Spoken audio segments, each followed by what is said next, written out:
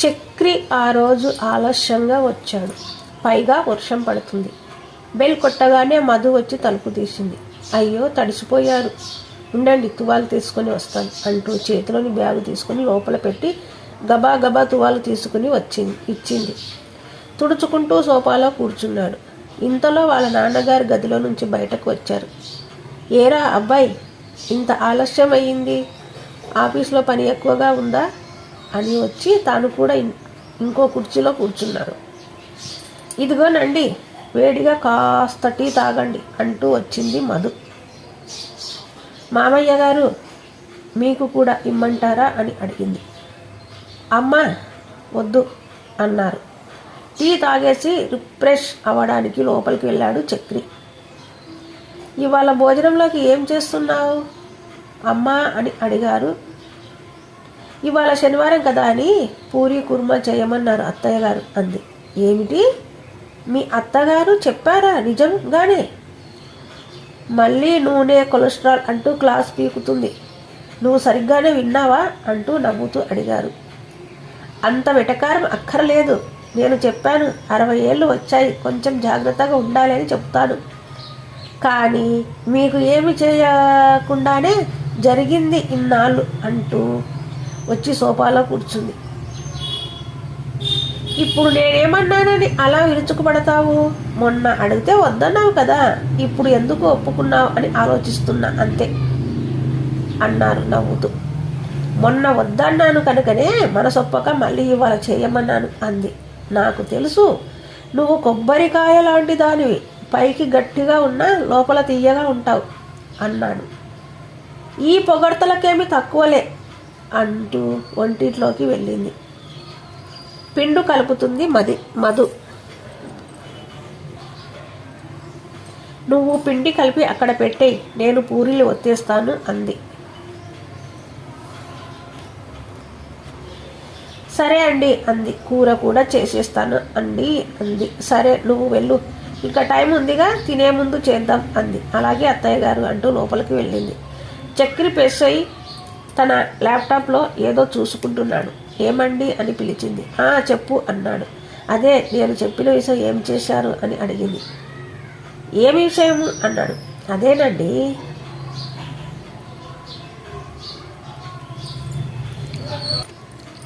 Hand crafts ఆన్లైన్లో market చేసే business గురించి మీకు చెప్పానుగా. నా క్లాస్మేట్ ముగ్గురం కలిసి ప్లాన్ చేస్తున్నామని, దాని గురించి. కానీ దానికి బోలెడు ఇన్వెస్ట్మెంట్ కావాలిగా, నా దగ్గర అంత లేదు. కానీ ఇంకో విషయం అమ్మ, నాన్నలకి చెప్పి ఒప్పించాలి. వాళ్ళు అసలే పాతకాలం మనుషులు. ఆడవాళ్ళు ఇంట్లో ఉండాలి, మగవాళ్ళు ఉద్యోగం చేయాలి అంటారు. డబ్బు గురించి ఆలోచన అక్కరలేదు, ఎందుకంటే అది అంతా మా ఫ్రెండ్స్ చూసుకుంటామన్నారు. అత్తయ్య మామయ్య గారిని మీరే ఎలాగైనా ఒప్పించాలి అంది మధు. ఆ విషయం మీరు కొంచెం చెప్పాలి మరి. ఈ రోజులలో ఆడ మగాని ఏముంది, అందరూ కష్టపడుతున్నారు, విజయాలు సాధిస్తున్నారు. నాకేమీ అభ్యంతరం లేదు. సరేలే, అమ్మతో నేను మాట్లాడతాను. మరి ఇంటి పని అటు ఆఫీసు రెండు మేనేజ్ చేయగలవా అని అడిగాడు. ఏమీ పర్వాలేదు, నాది క్రియేటివ్ వర్క్, సాయంత్రం 4 గంటలకే అయిపోతుంది, మిగతాది వాళ్ళు చూసుకుంటారు అంది. ఇంతలో మధు అని పిలుస్తుంది అత్తగారు. వస్తున్నా అండి అని వంటింట్లోకి వచ్చింది. ఆ మరునాడు ఆదివారం ఇంట్లోనే ఉన్నాడు చక్రి. టిఫిన్లు అయ్యాక, అమ్మ నాన్న మీతో కొంచెం మాట్లాడాలి అన్నాడు చక్రి. చెప్పరా అబ్బాయి, ఏమిటి సంగతి, ఏమైనా విశేషమా అని అడిగారు రావుగారు. ఊరుకోండి నాన్న, విషయం అది కాదు అన్నాడు. మీ ఇద్దరికీ పెళ్లి చేశాం. ఇంకా ఈ వయసులో మేము కోరుకునేది మన వలనే కదారా. తొందరగా ఎవరో ఒకరిని మా చేతిలో పెట్టేస్తే మాకు ఆనందం కాలక్షేపం అన్నారు. మాకు పెళ్ళి ఇంకా సంవత్సరం అయ్యింది కదా, ఇంకా కొంచెం సెటిల్ అయితే బాగుంటుందని అన్నాడు చక్రి. అలా అంటే ఎలారా, ఎప్పుడు జరగాల్సిన ముచ్చట అప్పుడు జరిగితేనే బాగుంటుంది అన్నారు వాళ్ళ అమ్మగారు. అది సరేలే అమ్మా, ఇప్పుడు టాపిక్ అది కాదు. మీ కోడలు చదువుకుంది కదా, తాను కూడా ఏదో బిజినెస్ చేస్తాను అంటుంది. ఆ విషయం మీద మిమ్మల్ని ఒప్పించి చేద్దామని అనుకున్నాను అన్నాడు. అయ్యో రామా, అలాంటివి మన ఇంట వంట ఉందా? ఆడవాళ్ళు ఉద్యోగం అంటూ తిరిగితే ఇల్లు ఎవరు చూసుకుంటారు? బుద్ధిగా సంసారం అది చూసుకుంటూ ఇల్లు చక్కబెట్టుకుంటే అదే 10,000 అంది. ఈ వ్యాపారాలు ఉద్యోగాలు ఏమీ వద్దు అనేసింది. మధు గుండెల్లో రాయి పడింది. అనుకున్నంత అయ్యింది అనుకుంది. రాజ్యం, ఈ రోజుల్లో ఆడవాళ్ళు కూడా బాగా చదువుకుంటున్నారు కదా, వాళ్ళు కూడా మంచి మంచి ఉద్యోగాలు చేస్తూ పేరు తెచ్చుకుంటున్నారు. అమ్మాయి కూడా చదువుకుంది కదా, ఏదో సరదా పడుతుంది, కొన్నాళ్ళు చేయనివ్వు, తర్వాత వీలు కానప్పుడు చూద్దాం అప్పుడు అన్నారు రావుగారు. మీకేమీ తెలియదు, ఇలా కోడలు బయట తిరుగుతూ ఉంటే చుట్టుపక్కల వాళ్ళు ఏమంటారు? మన పరువు గురించి కొంచెమైనా ఆలోచించారా అంది. ఏరా, ఏమీ మాట్లాడవు అంది రాజ్యం. మిమ్మల్ని ఎదిరించి ఈ పని చేయలేను, ఒప్పించి చేద్దాం అని అనుకున్నాను, వాళ్ళ సంస్కారం, అందుకే ఈ విషయం మీ దగ్గర ప్రస్తావించాను. మీరు ఏమంటే అదే నా నిర్ణయం అన్నాడు చక్రి. చూశావా రాజ్యం, వాడు మనల్ని ఒప్పించే ప్రయత్నం చేస్తున్నాడు కానీ ఎదిరించట్లేదు. ఈ రోజుల్లో చాలామంది పిల్లలు ఎలా ఉంటున్నారు?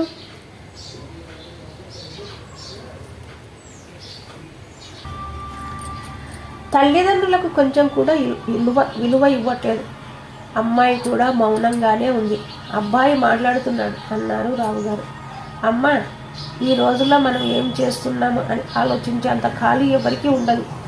పైగా ఎవరైనా ఏమైనా అనుకుంటారేమోనని అన్నది. మన అభిప్రాయం మాత్రమే.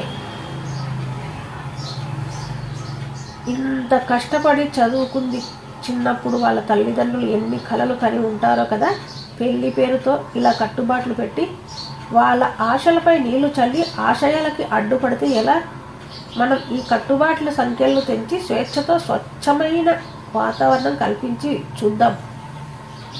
ఎంతటి విజయం సాధిస్తారో చూడు. ఒప్పుకో అమ్మా అన్నాడు చక్రి. ఒప్పుకో రాజ్యం అన్నారు రావుగారు. ఒకసారి మధువైపు చూసింది రాజ్యం. తన కళ్ళలో ఏదో ఆశ. ఒప్పుకుంటే బాగుండు అని. అత్తయ్య గారు, మీరు మనస్ఫూర్తిగా ఒప్పుకుంటేనే అండి, లేదంటే లేదు. పెద్దల్ని ఎదిరించి మేము ఏమి చేయాలని అనుకోవడం లేదు. అలా ఎన్నటికీ జరగదు కూడా అంది వినయంగా. ఎంత మంచి పిల్ల, అంత చదువుకున్నా ఎంత మర్యాదగా మాట్లాడింది. ఏడాది బట్టి చూస్తున్నా, ఎప్పుడు పొగరుగా మాట్లాడలేదు. అలాంటి పిల్ల ఆశల్ని మేము కాక ఎవరు తీరుస్తారు అనుకుంది రాజ్యం. తన ముఖంలో చిన్న చిరునవ్వు వెలిసింది. ఇప్పుడే వస్తా అంటూ లోపలికి వెళ్ళింది. అత్తయ్య గారు ఒప్పుకుంటారా మామయ్య గారు అంది మధు. ఏమోనమ్మా, మొండిది, తాను అనుకున్నదే జరగాలని అనుకుంటుంది. నాకైతే ఏమీ అభ్యంతరం లేదు. అది ఒప్పుకోకపోతే నేను ఏమి చెయ్యలేను అన్నారు రావుగారు. అంతేలేండి, ఏం చేస్తామంది. ఈలోగా పెట్టెతో బయటకు వచ్చింది. రాజ్యం, ఏమిటి రాజ్యం ఈ పెట్టె అని అడిగారు రావుగారు. ఉండండి చెప్తా. అమ్మా మధు, ఇలారా అంది. భయంగానే దగ్గరికి వెళ్ళింది. పెట్టి ఓపెన్ చేసి, ఇందులో నా నగలు ఉన్నాయి, వాటిని తాకట్టు పెట్టి నీ వ్యాపారానికి కావలసిన డబ్బు ఏర్పాటు చేసుకో. వాడి సంపాదన అంతంత మాత్రం, ఇబ్బంది పెట్టకు అంది రాజ్యం. అమ్మ అంటూ కౌగులించుకున్నాడు చక్రి. అత్తయ్య గారు అంటూ ఆవిడ చేతులు పట్టుకుంది కృతజ్ఞతతో మధు.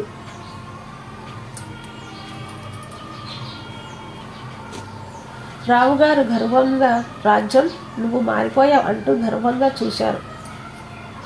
కానీ అత్తయ్య గారు, మీరు ఒప్పుకున్నారు, అది చాలు. ఇవి వద్దు. కొత్తగా వ్యాపారం పెట్టి వాళ్ళకి బోలెడు ప్రోత్సాహకాలు ఉన్నాయి, బ్యాంకులు లోన్లు ఇస్తున్నాయి, అవి అన్నీ నేను చూసుకుంటా అంది. మీ ఇద్దరి సంతోషం కన్నా మాకు ఏం కావాలి?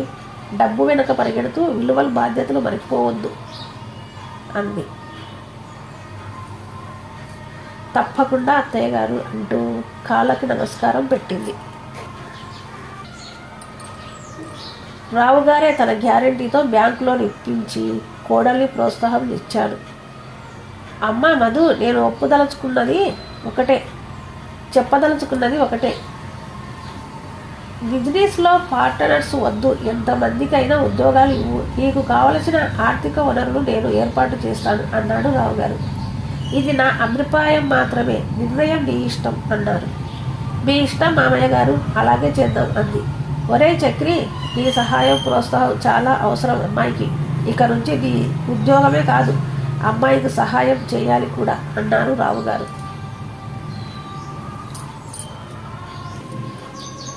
తప్పకుండా నాన్నగారు అన్నాడు. అలా మొదలై అంచెలంచెలుగా ఎదిగి చాలా పెద్ద కంపెనీ అయింది. ఆన్లైన్ మార్కెటింగ్లో కోట్లలో టర్నోవర్ సాధించింది మధు. ఎంతోమందికి ఉద్యోగాలు ఇచ్చింది. చక్రి కూడా ఉద్యోగం మానేసి తన భార్యకి తోడుగా ఉంటూ ఆఫీస్ చూసుకుంటున్నాడు. ఎంత ఎదిగినా మధులో అదే నిరాడంబర. అచ్చ తెలుగు చీరకట్టు చాలా సింపుల్గా ఉంటుంది. తాను డిజైన్ చేసిన చీరలు చాలా ప్రాచుర్యం పొంది మంచి సేల్స్ తీసుకుని వచ్చాయి. కొన్నాళ్ళకి ఒకరోజు రాజ్యం గారి స్నేహితురాలు వనజ వాళ్ళ ఇంటికి వచ్చింది. పెళ్ళికి పిలవడానికి వచ్చింది. రావే వనజ, చాలా కాలం అయింది అంటూ సాధారణంగా ఆహ్వానించారు రాజ్యం. అబ్బాయి పెళ్ళి కుదిరింది, మీరందరూ తప్పక రావాలి. ఆయన బంధువులని పిలవడానికి ఊరు వెళ్ళారు. నేను స్నేహితులని పిలవడానికి ఇలా బయలుదేరాను అంది. శుభం, అందరం తప్పక వస్తాం. అమ్మాయి మధు, కాఫీ తీసుకునిరా, నా స్నేహితురాలు వచ్చింది అంది. ఇదిగో అత్తయ్య గారు వస్తున్నా అంటూ కాఫీతో వచ్చింది. పెద్దవాళ్ళు కనుక మీ మామగారి పేరు రాసేశాను అంది. భలేవారండి, మీరు అలాగే రాయాలి. వాళ్ళు మా పెద్దవాళ్ళు, వాళ్ళని పిలిస్తే మమ్మల్ని పిలిచినట్టు అంది. ఇంత సింపుల్గా ఉంది, పల్లెటూరు పిల్ల ఏమిటి అంది ఆవిడ. మా కోడలు అంటూ పరిచయం చేసింది. నమస్తే అండి అంది మధు. నమస్తే అమ్మా, నువ్వు మీ ఆయన తప్పక రావాలి. కొంచెం వెటకారంగా, కాదులే పట్నం పిల్లే కానీ సింపుల్గా ఉంటుంది. ఖాళీ కప్ తీసుకుని లోపలికి వెళ్ళిపోయింది మధు. మరి నేను వెళ్ళి వస్తా, ఇంకా చాలామందిని పిలవాలి అంటూ వెళ్ళిపోయింది ఆవిడ. అమ్మా మధు, దాని మాటలు పట్టించుకోకు, అలాగే వాగుతుంది. గొప్పలు ఎక్కువ అంది. అలాంటిది ఏమీ లేదు అత్తయ్య గారు అంది. నిజంగా మా కోడలు బంగారం అనుకుంది రాజ్యం. అందరూ పెళ్లిలో కలిశారు. రా రాజ్యం అంటూ ఆహ్వానం పలికింది. మధుని చూసి మాకు కాబోయే కోడలు ఇంజనీరింగ్ చేసింది తెలుసా అంది. అలాగా అన్నారు రాజ్యం గారు. తాను ఆవిడ కన్నా గొప్ప సంబంధం చేసుకుంటున్నాను అని తాపత్రయం కనిపిస్తుంది. ఇంకా మా కోడలు ఉద్యోగం చేస్తుంది, అసలు ఖాళీ ఉండదు అంది. చక్రికి ఒళ్ళు మండుతుంది. మధు అందరితో నవ్వుతూ మాట్లాడుతుంది. ఇంతలో చక్రి వచ్చి, అమ్మ ఈ సొంత డబ్బా ఏమిటి బాబు అన్నాడు. నీకో విషయం తెలుసా, ఆవిడ కట్టుకున్న చీర మధు డిజైన్ చేసినదే అన్నాడు. ఈ చీర ఎక్కడ కొన్నావే, చాలా బాగుంది అంది. ఇదా, ప్రత్యేకంగా తెప్పించాను, చాలా ఖరీదైన, మాలాంటి హై క్లాస్ వాళ్ళు అందరూ వాడతారు. రాజ్యం గారికి కూడా కొంచెం ఇబ్బందిగానే ఉంది. నువ్వు వీటి గురించి వినలేదా అంది. విన్నాను అంది. ఇంతకీ మీ కోడలు డిగ్రీ అయినా చేసిందా అంది. పల్లెల్లో కాలేజీలు ఉండవు కదా, పెద్దగా చదివి ఉండదు అనుకుంటా అంది. ఏదో బీటెక్ ఎంబీఏ చేసిందిలే. ఇప్పుడు నువ్వు కట్టుకున్న ఖరీదైన చీర ఉంది కదా, అది మా కోడలు డిజైన్ చేసినదే అంది. ఓహో, ఆర్ఆర్ ఫ్యాటిన్స్లో పనిచేస్తుందా, మంచి కంపెనీలే, జీతం ఎంత ఇస్తారేమిటి అని అడిగింది. లేదు, కంపెనీ CEO తను. ఆర్ఆర్ అంటే రావ్ అండ్ రజయం మీర్స్. అప్పుడు ఆవిడకి తెలిసొచ్చింది. నన్ను క్షమించవే అంది. ఎంత ఎదిగినా ఒదిగి ఉండడంలోనే గొప్పతనం ఉంది అని అర్థం అయ్యింది అంది రాజ్యం. అక్కడ ఎవరితోనో మాట్లాడుతూ ఉన్న తన కోడలి వైపు అభిమానంగా చూసింది. తాను ఆ రోజు ఒప్పుకుని ఉండనట్లయితే ఈరోజు ఇంతమందికి ఉపాధి అవకాశాలు ఉండేవి కావు కదా. ఆడది అబల కాదు సబల. అవకాశం ప్రోత్సాహం ఇస్తే ఎంత ఎత్తుకైనా ఎదగగలరా అని నిరూపించింది అనుకుంది. ఈ కథ కనుక మీకు నచ్చినట్లయితే లైక్ చేయండి, షేర్ చేయండి, సబ్స్క్రైబ్ చేయడం మాత్రం మర్చిపోకండి. Thank you.